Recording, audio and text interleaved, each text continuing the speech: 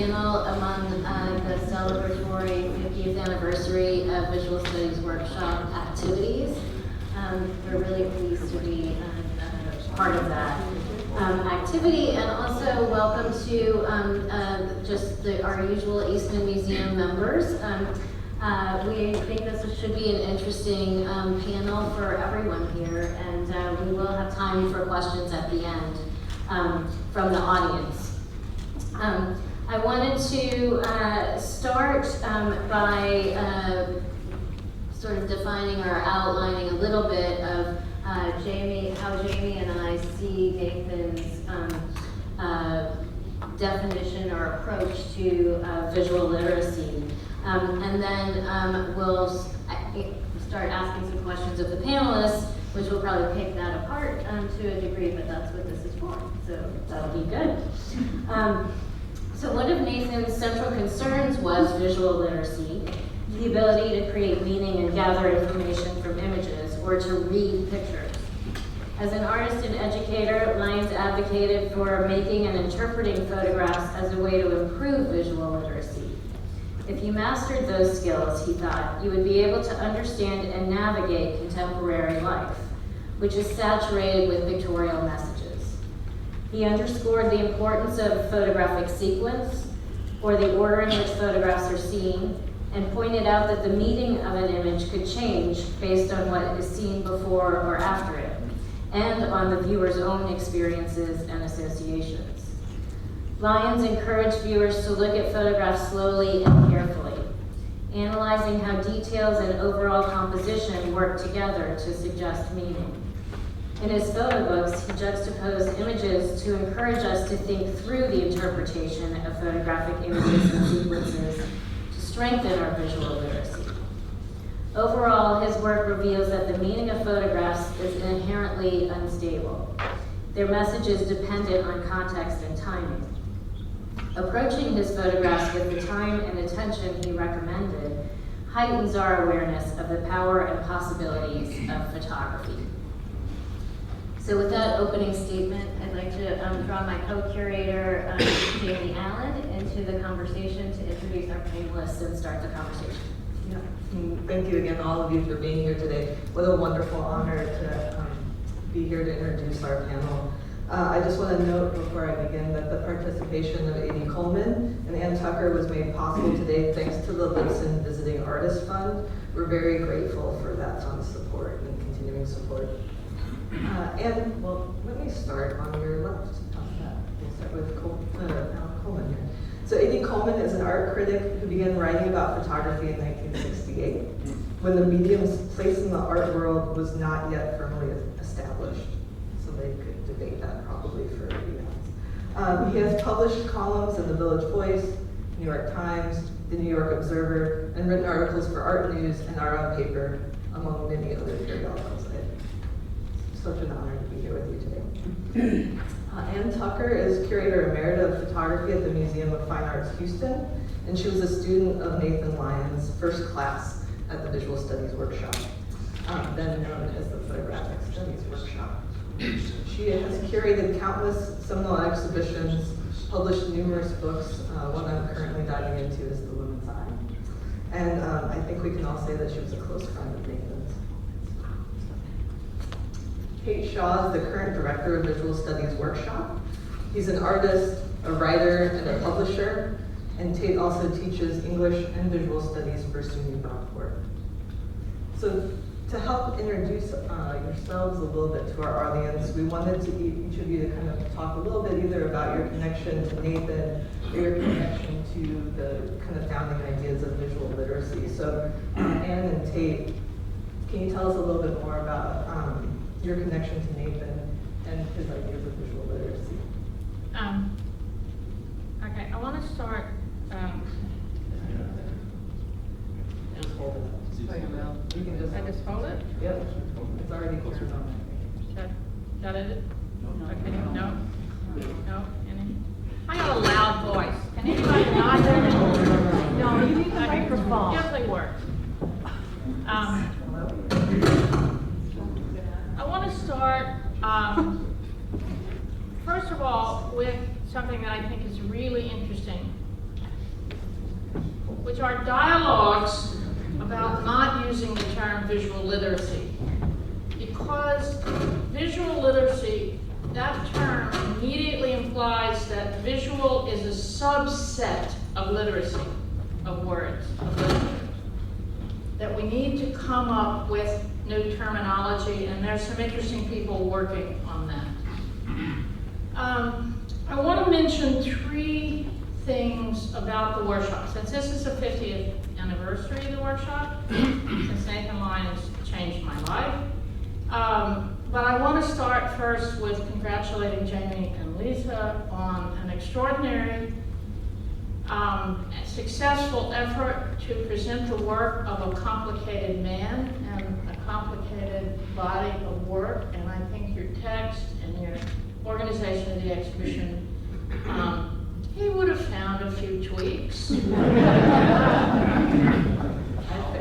but it's really wonderful. The first word I think is important and relevant to today's subject is the word the field. How many graduates of the workshop are here? All right, did any of you leave the workshop without having the words the field embedded in your brain and your practice? And I think that concept that we were not individuals, we were part of a community that was not just a photo media community, but a cultural community and a social community, and therefore had responsibilities to that, are one of the things that when I meet other graduates, it's one of the things we all have in common.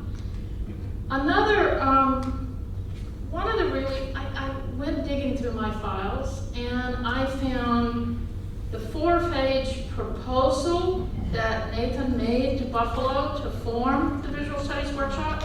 Can you imagine an entire school being formed on 4 pages? But it is concise and it's there. Embedded, of course, is, I just want to read this. The purpose of this outline is not to convey in specific terms the structure of a program, but rather to convey the basic philosophy which justifies the need for the establishment of a program of this kind. And I think his undermining of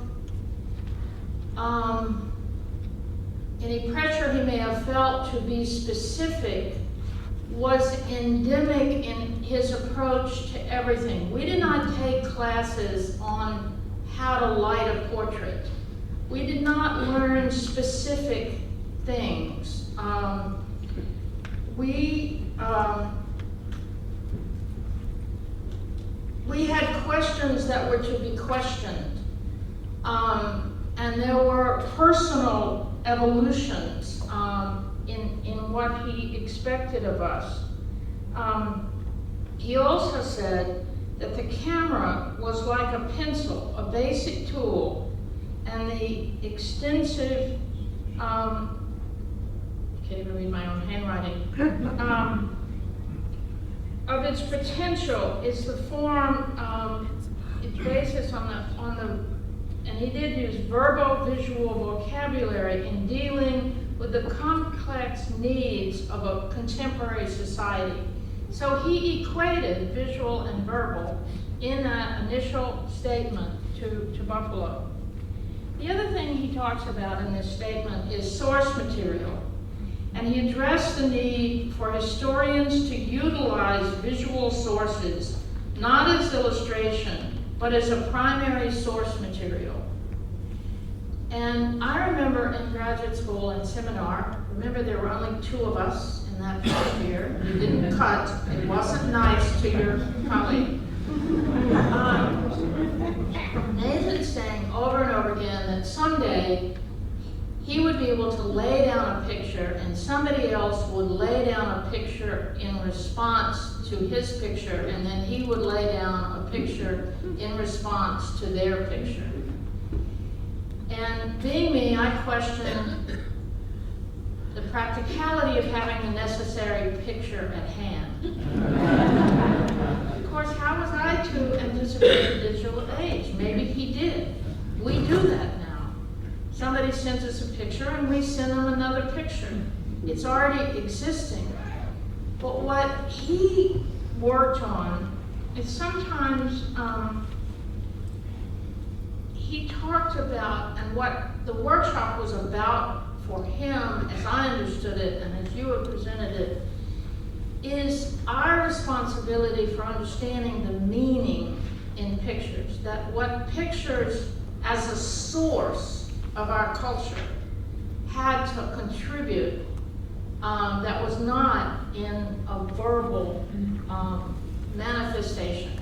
And so those were, when I try to think of the three things that I came out, well, there is a fourth, and I'll just tell you this very quickly. Most of you know I like to tell stories. Sequence. I'm not going to dwell on sequences. You all have dwelled on it enough. But one of my favorite moments later in life is the Friends of Photography hired me to supervise a workshop they put together in Houston with Nathan and Ralph Gibson as the two teachers. And I thought, oh man, these students. Okay. So I first went to Nathan. So Nathan was teaching half the students upstairs at the U of H, and Ralph had the one down below. And I went, and Nathan, the students had their photographs, their portfolios all stacked this way. And guess what he did? He spread them all out. He started sequencing them. He said he never looked at single pictures. He wanted to understand them as picture makers. I thought, I got this one.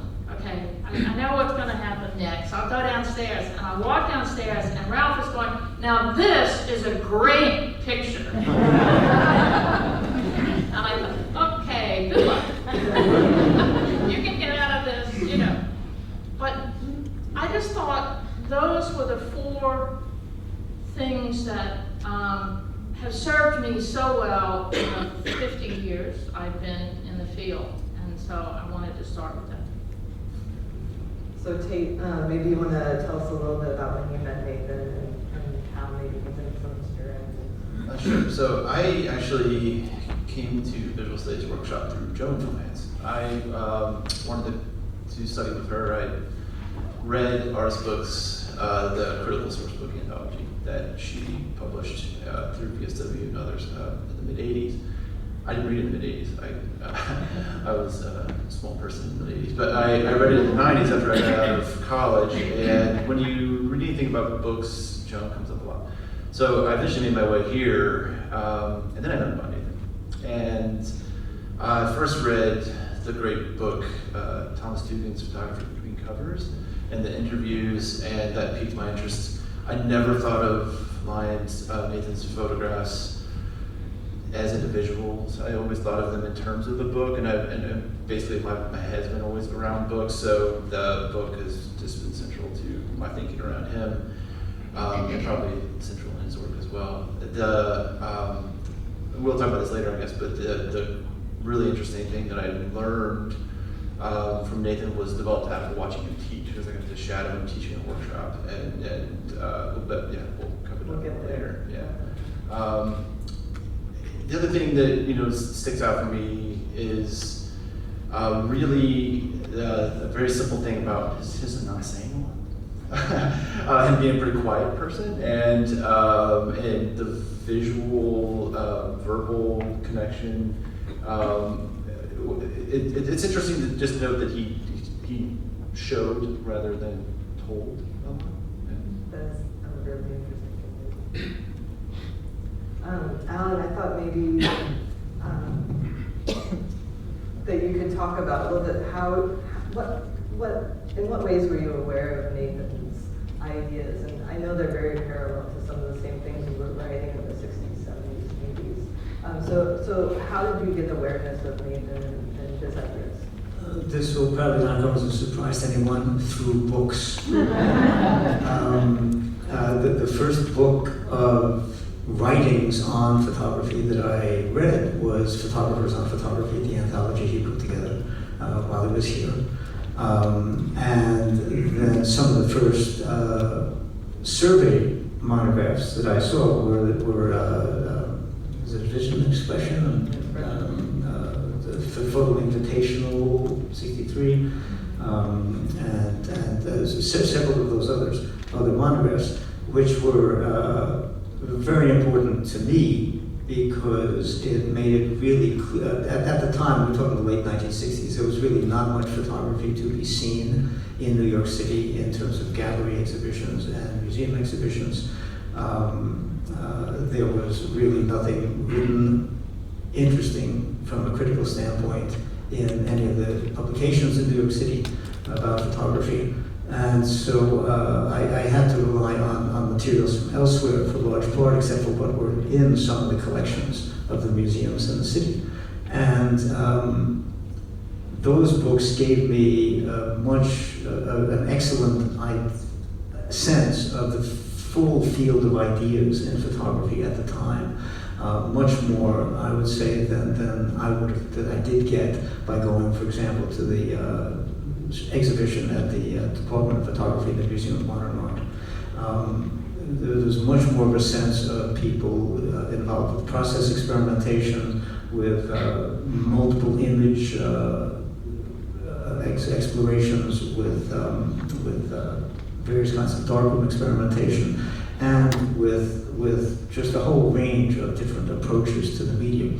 So that seemed to me, in part, that formed my understanding of what the limitations of the Museum of Modern Art's position was on photography at the time, was the awareness through those books of the variety of praxis in the field that was not being represented by the Museum of Modern Art. So it was basically, I'm trying to remember when I first met Nathan. I'm going to guess it's sometime in 1971 because I came up here for a seminar. And I guess the second thing I would say is that there was, I think, a missed opportunity between Nathan and myself. In November of 1971, this was before, after Rich started publishing, this is before I had met Nathan, I believe. I published a manifesto for photography education in the New York Times, the Sunday New York Times. And at my recommendation, the Times invited Myra White to contribute an article on photo education also. So this came out as a 2-page spread in the Sunday New York Times. And in all modesty, this was the highest profile that the issue of photo education had ever had on the national stage. And so the response to that from the photo education sector was, as you may well have anticipated, underwhelming. In fact, the silence was total. There was no single response to this from anyone in the field of photo education, including Nathan and all the people in what was then already a fairly robust Society for Photographic Education. So, why the field turned down that open invitation to a public dialogue, I don't know. But it did turn that down, and for whatever its reasons. But what that gave me to understand as a first impression of Nathan's, and I talked about visual literacy in this manifesto, what that gave me to understand about Nathan, perhaps incorrectly, was that he and his colleagues in the SPE were not interested in a broad public debate over photo education. They wanted that restricted to the small circle that they and SPE represented. I'm going to tell you another story, but it's one of my favorites. Photography was moving at that moment from photojournalism departments to art departments, and Aperture has a very interesting insert of the minutes of the first meeting of SBE. And Oscar Bailey, who was then teaching in Buffalo, is quoted as saying that getting the art departments of then existing art departments to change their curricular to include photography would be as easy as moving a cemetery.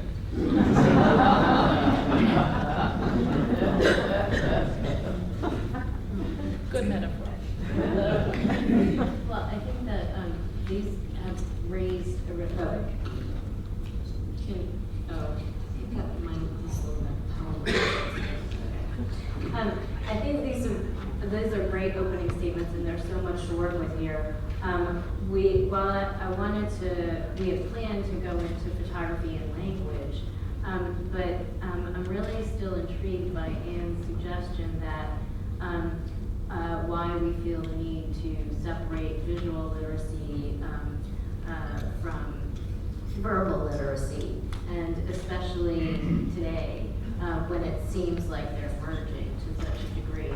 And so I wonder if maybe to get at that a little bit, maybe think about whether how and why our definition of visual literacy, as flawed as that term is, are different today in terms of what we think about versus the 1970s and the late 60s.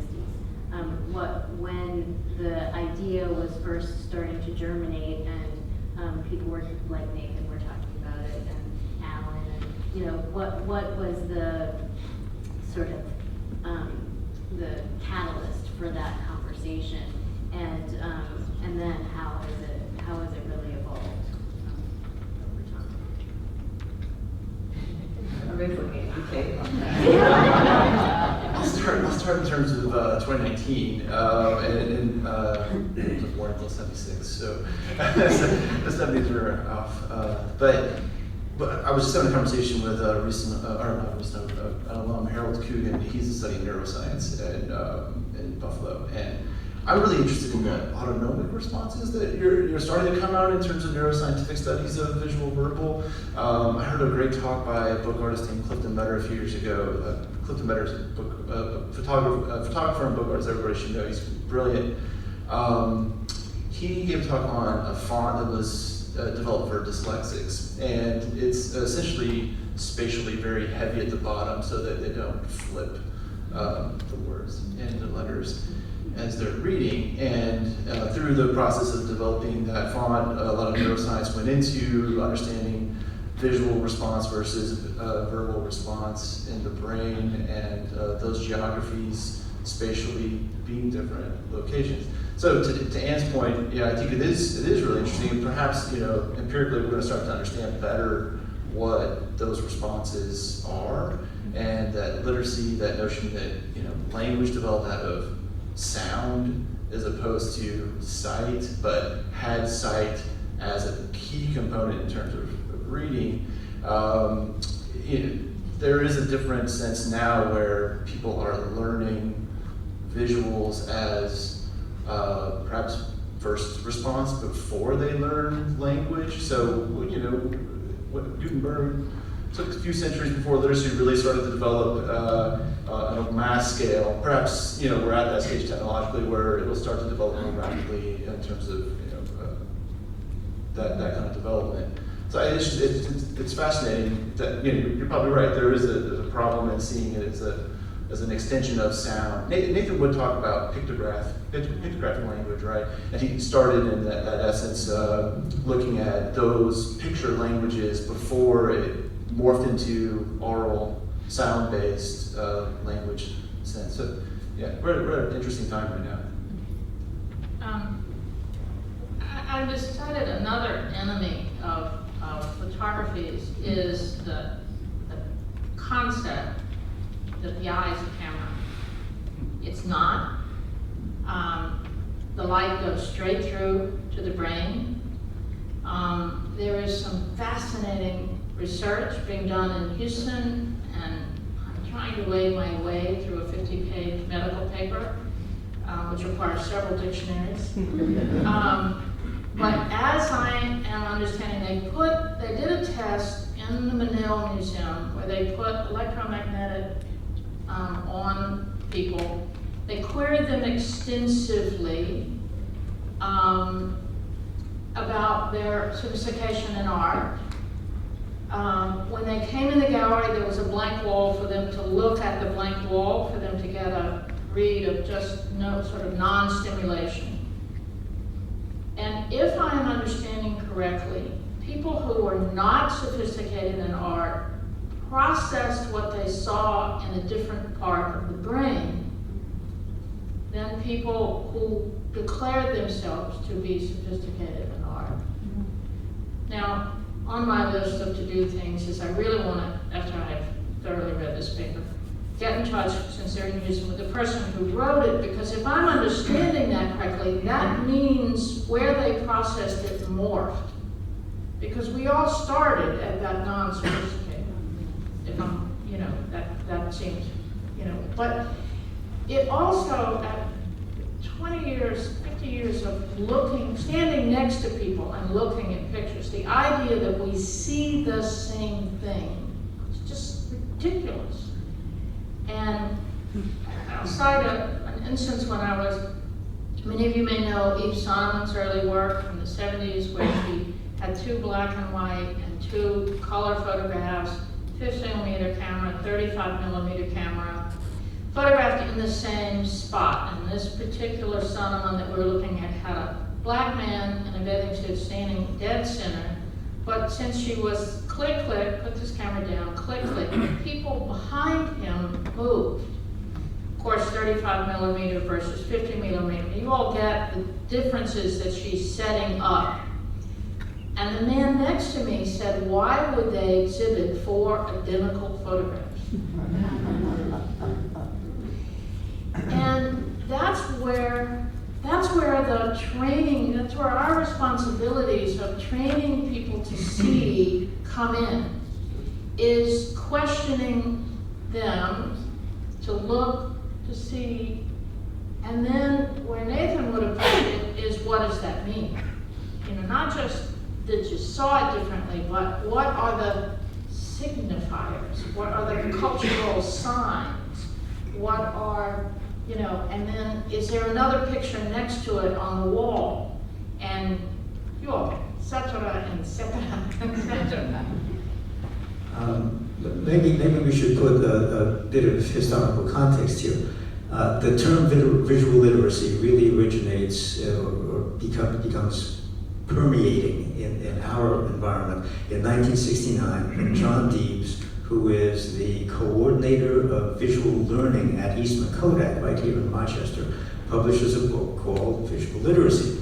And the term caught on in the same way that the term body language caught on when Julius Fast bastardized Ray Birdwhistle's kinesics research. And I'm not diminishing what Deebs contributed, but the point is that term just became the term that everybody used as a kind of a catch-all. We didn't sit down collectively and say, oh yeah, let's say that, It wasn't anything like that. It was just the term du jour, and it caught on, and probably without, in some ways, thinking about the implications of creating that as a subset of verbal literacy, or even literacy itself. The more important thing, I think, about Nathan and his cohort, and they were doing this before Deebs published his book, was they were encouraging slow, patient, careful attention to photographs, to individual pictures, to pictures in conjunction with each other, sequence, series, suites, etc. Careful reading of them, noting all, not only of their noting all of their contents, which goes to the example you're using. Looking at everything in the picture, not simply looking at the central figure, not just looking at the nominal contents, but trying to extract from that the content, not just dealing with the of level of the picture, but dealing with the about level of the picture and of pictures in connection with each other. And that was going on before the visual literacy movement, because Debs, I think it's Debs, is it Deebs or Debs? I thought it was Deebs, but. Maybe it's Deebs, I don't know. Maybe it's So they said Deebs. that. D-E-B-E-S. But before he published his book, a lot of that kind of exploration was going on. Miner was talking about it, and others in the Pages of Afterimage, Pages of Aperture. Ralph Hattersley was talking about it at his courses at RIT, etc. So the term sort of hijacked that, but the fact of the matter is that all of us here, I know those of you who studied visual studies, were deeply immersed in that process, and I was immersed from my standpoint, not being one of you, but that's how I came to photographs, with the assumption that there was a lot of cultural material embedded in there, there was a lot of signification embedded in there, and that everything in a photograph was deliberately there on the part of the photographer, even if it hadn't been chosen to be put there by the photographer. The photographer had given his or her approval to that material in the image, in effect. So I think that kind of reading was emerging, but that kind of reading did not lend itself to the cultural relationship to photographs then, and it certainly does not lend itself to the cultural relationship to photographs now. I'd like to pick up on that a second, because this conversation we're having, and particularly the idea of separating the verbal and the visual, reminds me of a thought I had at a panel that I was just at. It was at Marion Goodman Gallery, and it was about Alan Sekula. And it was a bunch of academics, not that there's anything wrong with that, but and they were talking about his use of text and his use of images, and how the pictures had the photographic images had deficiencies that the texts had to correct, that he had to put that in there. And then there were texts, because texts have deficiencies, you have to have images to correct them. And I remember thinking at the time, maybe it's not that they both have failures, but that they both have things that they're particularly good at. And you need both of them in order to get the full understanding of what the photographer is trying to get across, and perhaps pointing to how one can say something, say a particular idea better in a particular format, is what, and noticing that and sort of making that observation might be what the artist was trying to do. And so in the context of Nathan and his photographing, and photographs where there are words in them a lot, or you see a word in a picture and then in the next picture it's a different word or it's a similar word. How, I'm wondering about what you might think about this idea of like... My first response is that there is an answer, a verbal answer, a pictorial answer that exists, should be universally understood, continues to exist over time, because words change meaning over time and images change meaning over time, and it's also, I think, part of the caging of ideas. You know, if there's an answer, there's a checkbox, and we don't go back to it, and changing the context. You know, seeing those pictures at Marion Goodman is not the same as seeing them at Documenta 5, or I think that was 5, but wherever that first big revelation of them were. That's a very different context. And, you know, so that's what bothers me about that discussion, and what I loved about the workshop, because we all were so different. We came from so many different backgrounds, and people, you know, Mark Klett still wonders why, having graduated in geology, Nathan accepted it. You know, and I can see, I mean, it was precisely that reason, to bring in somebody who looked at a rock and looked at it very differently. Mark could tell you how old that rock was, and so that's my first response to that, and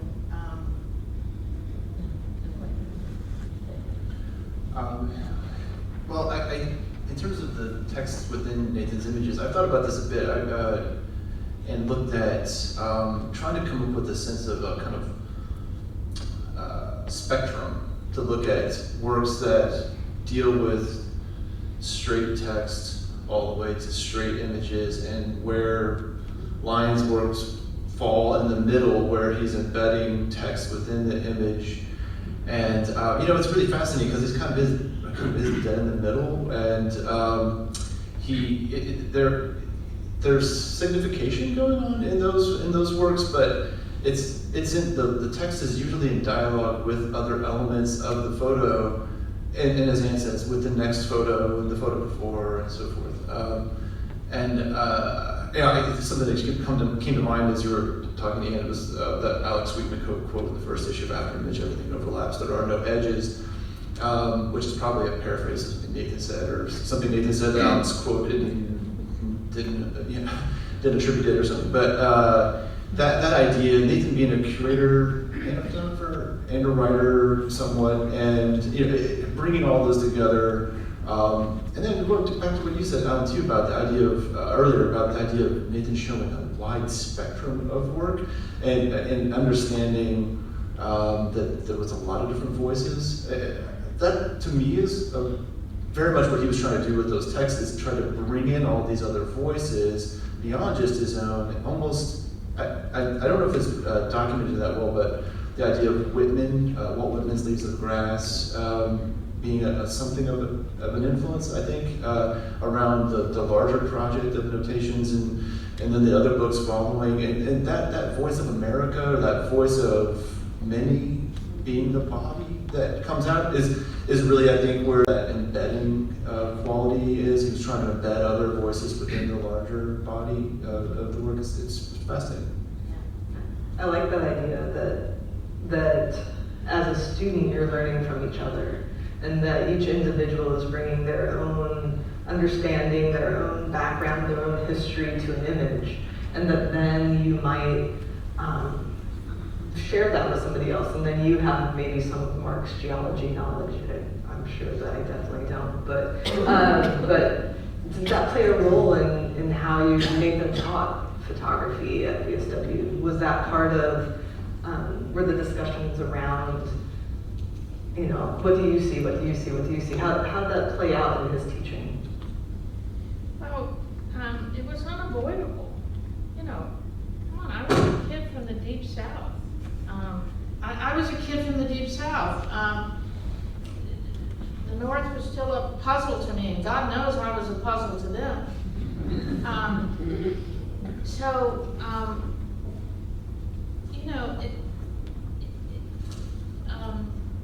The cultures were different, and so, plus I was not a photographer, I was a curator, so what I was going to do with pictures was different than their reason for being in the classes. And Nathan's approval, not that it wasn't important to me, although I once thanked Nathan for a B, and he said to me in classic Nathan way, there are only A's and F's.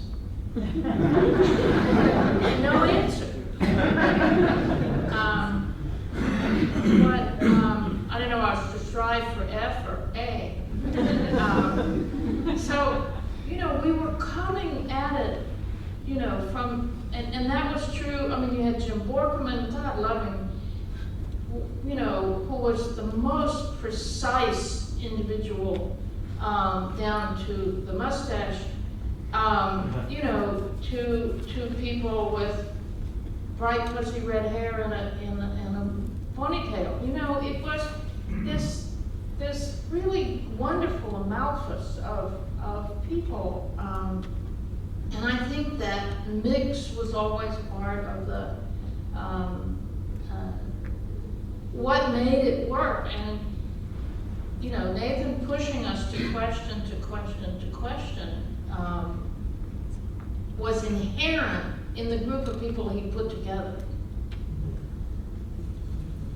I came here only as a visitor. I taught a couple of summer workshops. I think in 1977, I organized the second conference on photocriticism that happened here, and that a couple of issues of Afterimage became proceedings of.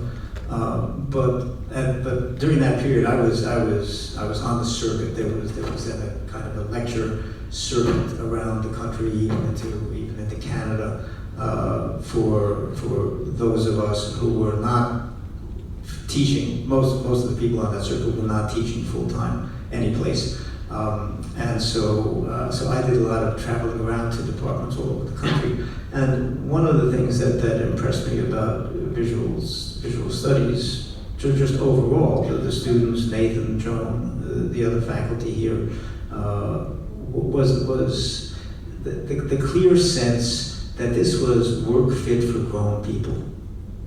You know, that this was not child's play. This was not hobby. This was not even on a certain level, although I'm sure you had a lot of fun. This was work. The producing photographs, the thinking about photographs, the teaching about photographs, and writing about photographs was serious work. And that there was a rigor involved.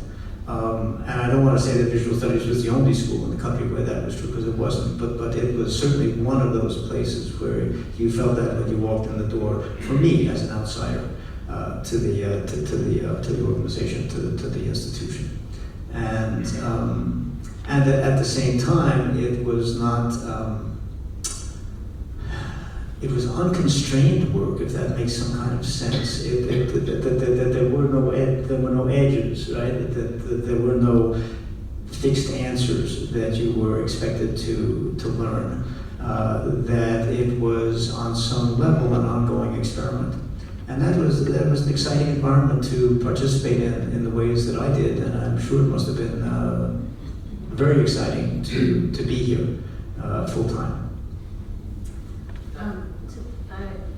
I think maybe one more question for the panel before we open it up to the audience, but to pick up on that in terms of thinking critically, looking critically, an ongoing experiment, wondering what your thoughts on are, where are we with that today? If there was already a lot of photographs and when the discussions about visual literacy started and when Nathan really started talking about it, what about now? And are we getting better at thinking about photographs and critically looking at them as a culture in general? I mean, each one of you are very good at that, but I mean, in terms of thinking about culture, looking at our society and where we are, have we gotten better? Are we more visually sophisticated? Well, I think one thing about photography that I've been thinking about is, you know, have the people coming out of certain graduate schools who, the idea that photography is grounded in anything but their own imagination is of no interest to them. And through the war photography show, I've made just wonderful friends in the photojournalism world, and people who are still to this day, as newspapers die, dedicated to the idea that they can make pictures that can communicate the world and the issues that they are seeing to a broader public. And I think those are the dichotomies of our, you know, what is currently in the world of things made with a camera.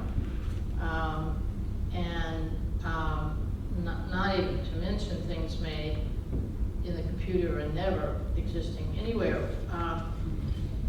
So I think, in a way, I'm glad I'm not teaching I was a teacher, but I'm glad I'm not teaching, because I think that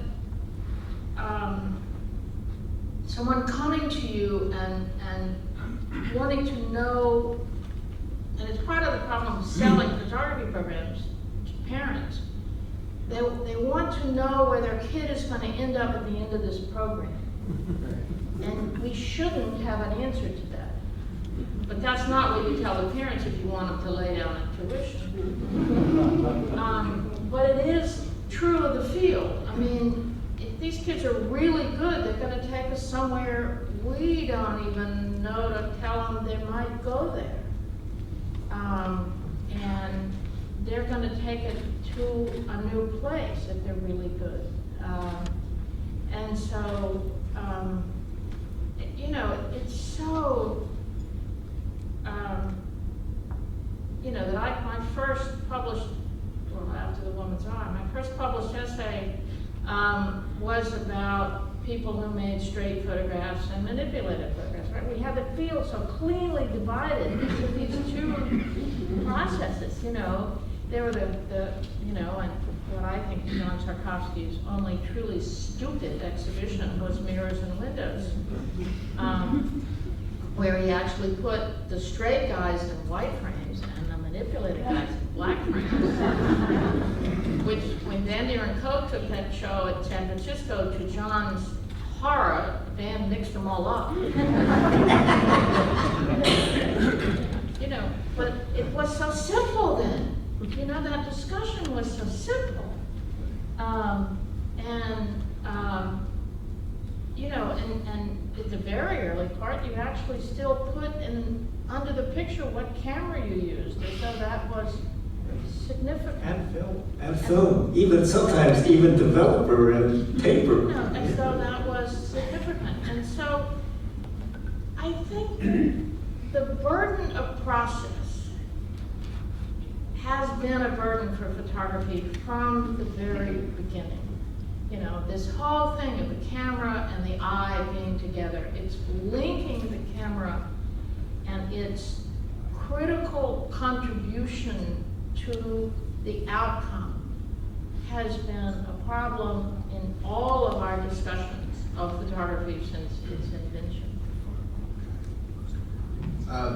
One of the most forward-looking things that Nathan did, in my estimation, is change the name of Photographic Studies Workshop to Visual Studies Workshop. But as a result, I think incorporating still interactive and moving image work, and looking at the capacity for now and what moves forward. Because I have a 3.5-year-old son. He can grab my phone and interact with an image. He knows to touch it. There's a haptic sense that you have with the interactivity of a website. He knows that he can swipe and he can do all these things to interact with the image, but then also there's a moving image that might follow if you're looking at a gallery of photos.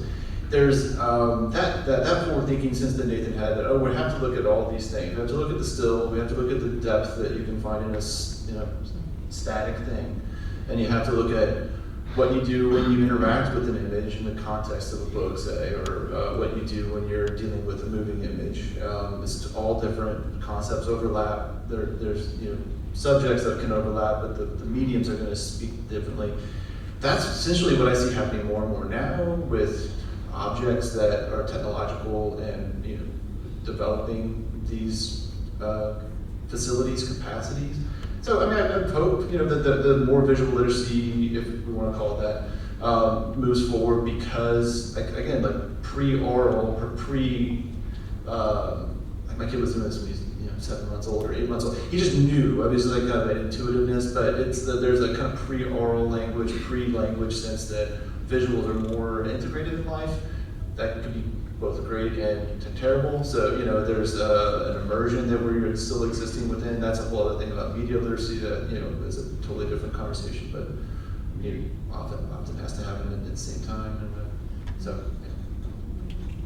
Well, I would want to say that I think we have to distinguish, particularly maybe at this moment in our history as a visual culture, between visual facility and visual literacy. because I think that those are two very different things. And what I see among particularly young people, I'm 75, so there's a lot of young people out there, but not so many in this audience maybe. But I've never spoken to an audience so determinedly gray, by the way. This is impressive. They use photographs and other kinds of visual iconography that Nathan, I think Nathan would probably have loved emojis, for example, as cultural signifiers. They use them with blinding speed. I mean, I'm watching people communicate on the subway in New York on their cell phones, or walking down the street, on their cell phones. They're visually communicating faster than probably anybody on this panel could do. Which is very impressive. But what we've been talking about, whether we want to call it visual literacy, reading photographs, etc., requires slow, patient attention. And everything in the culture, in our current visual culture, mitigates against that. Does not favor that. It pushes against that. It's one image after another, after another, after another, at a pace that even back in the late 60s, when we were starting out, many of us, early 70s, we could not possibly have imagined. And you may know how, some of you may know how they produce liver pate. French liver pate from Strasbourg. They take a goose and they stuff a funnel down its neck, and they crank through that funnel more grain than this goose would normally ingest in a day. And they do this day after day after day. And this swells up the goose liver, because the goose has to process that and tries to process that, so it swells up the liver, and that liver gets fatty, and that's what gives you that lovely liver from liver pate. Now this benefits the farmer who raises the goose, or whatever they call them, the goose herder, and it benefits the pate manufacturer, and it benefits the consumer, but it does not benefit the goose. And we are the Strasbourg geese of the information age, the digital information age. And these young people, but at least we are to some extent aware of it because of the grounding we've had. These young people do not understand that they are Strasbourg geese. And so that's maybe the challenge of photo education right now, is to help them understand what the consequences to them are of simply having to engage with as much visual imagery as they must engage with on a moment-to-moment basis. That's a really good point. Thank you. And thank you for bringing up emojis. I kept thinking about that idea of digesting language down to a picture and thinking about emojis. We have time for a few questions. If anybody in the audience has questions, there is a microphone, so please wait for the microphone so that everybody can hear your question.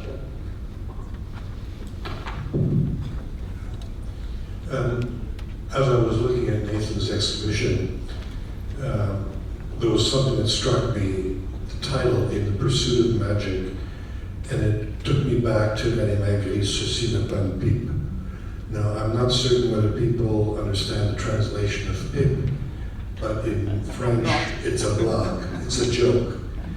And ceci n'est pas a joke, this is not a joke. In other words, objective rendering is not a joke, it needs to be taken seriously.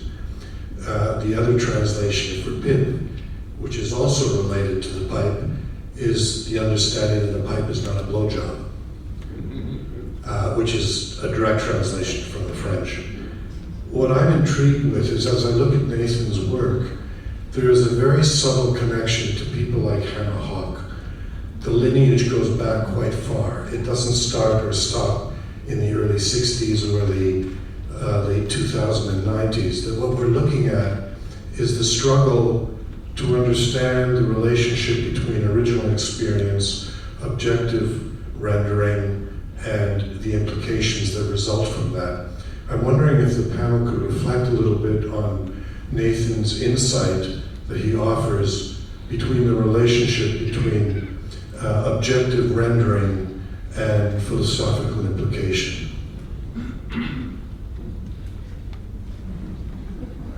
I think that's such a good question. We're all reflecting.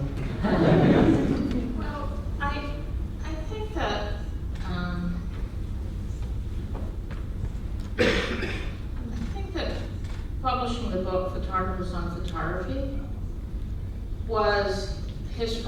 statement that photographers were capable of philosophy, that there was not a clicking, it wasn't a click, that there was a ground, there was an intellectual ground to what, to the evolution of their work. So that, I think in the classrooms he could really push people, but it was, hard to push the public because he didn't have that much time with them, So he did it in like something like visual. I can't imagine what the general public's response to vision and expression was, because the mode of work was the full range conceived possible at the time. Maybe confusion was part of his strategy. I never got to ask him that question. I certainly was confused when I first saw that show, because I had gone to art history school and I had been trained to find the best picture, right? And the best, who was best at making a Baroque picture, who was best at making an Impressionist picture, and that show had no value systems whatsoever. It was every conceivable, and even the people, Barrow, Merton, Harold Jones, who were all at the house at that time, they were confused working for Nathan when he chose certain pictures. If you talk to them years later. Maybe we lost an opportunity to do more research on what that show meant to Nathan. Maybe it was just a sampling of all the different places people were taking him. But I think, in terms of philosophy, I think Photographers and Photography was a major statement that photographers were articulate, they had philosophies, and they were guided by them. And that there was a field of ideas. And that there was a field of ideas, not that they all agreed on where they belonged in that field. And that was also, Nathan was responsible for the publication of the day books of Everett Weston. So that a photographer kept a journal that intense and significant and prolonged was also that. PSW got Nathan's library after he passed away, and it's amazing how many books on perception there were in that, or are in that collection. And I was just thinking about, this is kind of a highfalutin, and I'm going to get in the weeds here a bit probably, ideas about 20th century philosophy breaking down between these language studies and structuralism, and then phenomenological studies, and the experience of phenomena. And I always thought of Nathan as trying to do both in a sense, like with the poetry background and the language background, and trying to understand that we're doing a sequence here where we're trying to put things in order, but we're also making it open enough for your phenomena, your personal perception, your take on what you see. And that there's the, do you believe what you see, or do you see what you believe dichotomy that he brings out in, which project is it? Return Your Mind to its upright position through media language, but that tension that he is constantly reminding you of as the viewer. Do you believe what you see, or do you see what you believe?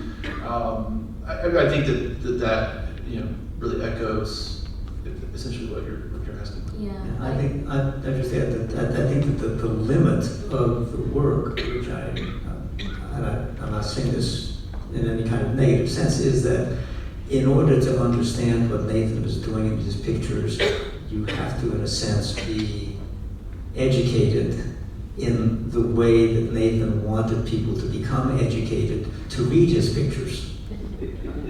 And that kind of long, slow, patient attention to individual pictures and pictures in conjunction with each other. And I think that the problem for most visitors to this show, I would guess, would be they don't come in, oh, he made pictures of graffiti, and he made pictures of posters, and and that is that they will deal with the of level of Nathan's pictures, and they will never get to the about level, because that's not part of our educational system on a broad base, which is what I was calling for back in 1971. Right now we have there's the media literacy movement, which basically teaches people to engage with mass media material, in which photography plays a role, but it's just kind of a small role. And you've got the literacy through photography movement, which teaches kids to make pictures and then write about their own pictures, but doesn't really teach them any critical relationship to other kinds of pictures. And you've got the visual literacy movement, which doesn't really particularly focus on photography and teach the deep reading of photographs. It's the donut hole of photo education. I think what I'm taking away from all of this, and what I got sort of stopped at, and the question was the word objective. I think what I learned from looking at Nathan's work and even thinking about these photographers as philosophers in a lot of ways, is that there is no objective picture. Even if you don't know who made it and why they made it, it was something, and they made decisions, and that's what Nathan's work. And it's a coming to terms with the world, but there was no objective interpretation, right answer, objective interpretation. This is what this is. And so I think we haven't gotten good at communicating that, and a wide recognition that photographs do not equal, the subject matter, which is what you're getting at, the of versus about in photography. But I think that that's important, and maybe we're not, we haven't fully mastered that part of what he has to tell us. There's, I know, other questions that we should get to. Yeah, go ahead, great. Whichever way you go. Thank you. Oh, thank you. In addition to photographers on photography and vision expression, I just wanted to take a moment to remember photography in the 20th century, which was the collection made from the Eastman house. I was trying to remember that. Which for years I used as a teaching tool in my classes. And much to my delight, every time I went through the book from front to back and articulated the relationship of the imagery and the ideas behind the photographs, it expanded for me. And I never got to the point where I felt like I really had a complete grasp, but it just opened up the field of possibilities. Thank you. I think we have time for a couple more questions. My name is Michael Carey. Sorry, just one moment, Michael. The microphone got passed to somebody else. Hello? Okay. My name is Gordon Brown. I had the pleasure of working with Jack Debs at Kodak. An interesting thing was that he was paid by Kodak to work at Kodak in the morning and do visual literacy research at U of R in the afternoon. That never happened today. Was it Debs or Deebs? Debs. Debs. Jack Debs. Nice guy. And Jim Soucy was another guy, and Lynn Shields worked at the Marketing Education Center where I worked. At any rate, one of the things that I got out of that, I eventually got my master's thesis was in photographic literacy because I wanted to concentrate 100% on photography. And I see it as a lot like poetry. You get a piece of paper, you make some marks on it, you have some ideas behind it, you pass it to somebody else, they read it, they have some ideas about it. It may not be yours, and that's okay. So I don't feel bad about there not being an answer in a photograph, because you come to it in different views. Just a quick thing at the Ansel Adams workshop, they showed a picture of a very dark photograph of railroad tracks going off in the distance, with silver tracks and everything else was black, and everybody had their ideas about that. And one at a time they gave him, and one gentleman next to me was crying. Why is he crying? So they asked him, he said, well, my father was a conductor on the railroad out in Iowa, and the train would stop, pick him up. He'd go there, and he was the one with the lantern in the back and did the switching and all that. One day he never came back. He ran off with another woman.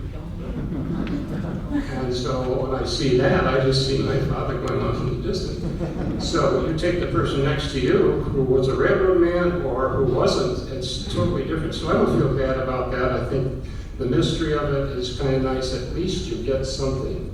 It's nothing. And the big problem we have now is we've got billions of iPhone photographs all over the world, and it's what I think it was Nathan, not Nathan, I forgot who said it.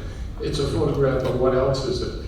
And that's the thing that I worry about, and I guess you do too. Thank you. Thank you for that. There's a gentleman right in the next row behind all of you. Thank you.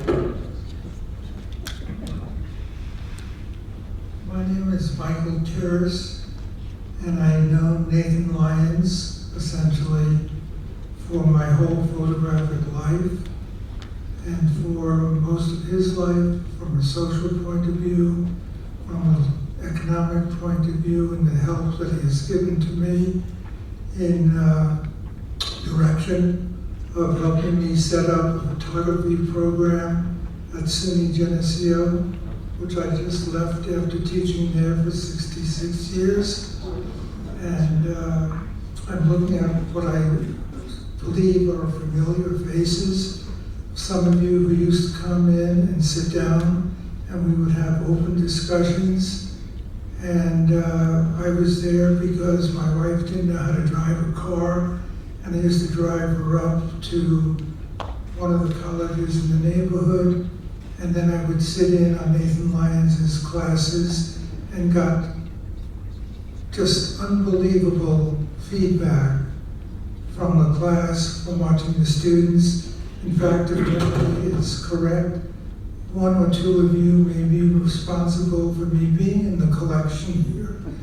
And it made my life, it made my social connection to other photographers, and it was something that Nathan was never afraid to talk to me about, was photography and what I do.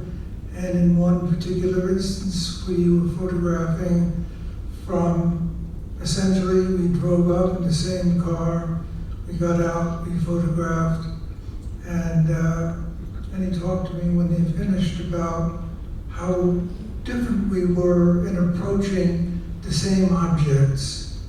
And it opened up my eyes because I was essentially a teacher of students, and made me look into the inner chamber of myself. When I came out of a store, I had photographed in. Nathan said something to me, and why didn't you do this? And you should have stood here. And I wasn't insulted, I just was opened up in the way in which he spoke to me, to be proud to know him and to learn from him. And I think this is a good point if I'm settling the scores here, to leave everybody with a great, great human being who cared for everything, and everybody. I know so many people in this room probably feel that same way, so thank you.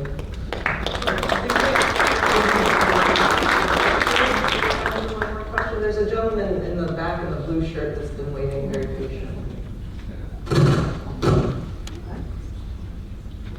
And then when we're done here today, Lisa and I will be signing the Nathan Lyons book. If you're interested in that, copies are for sale in the gift shop. And we're just also happy to hang around and have discussions for a little bit. So, yes, please. Yes, thank you very much for this opportunity to celebrate Nathan's contributions to all of our lives.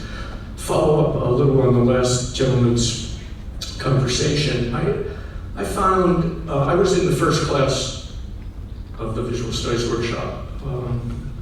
I wasn't often around the workshop except late at night when I was working, but what I found most challenging about visual literacy, and that I found that Nathan does so well with his images, is the dialogue is about the framing.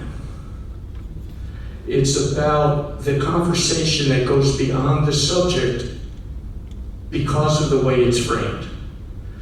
So, along with sequence, the picture itself has so much more to say just by the fact of how you put it in a frame.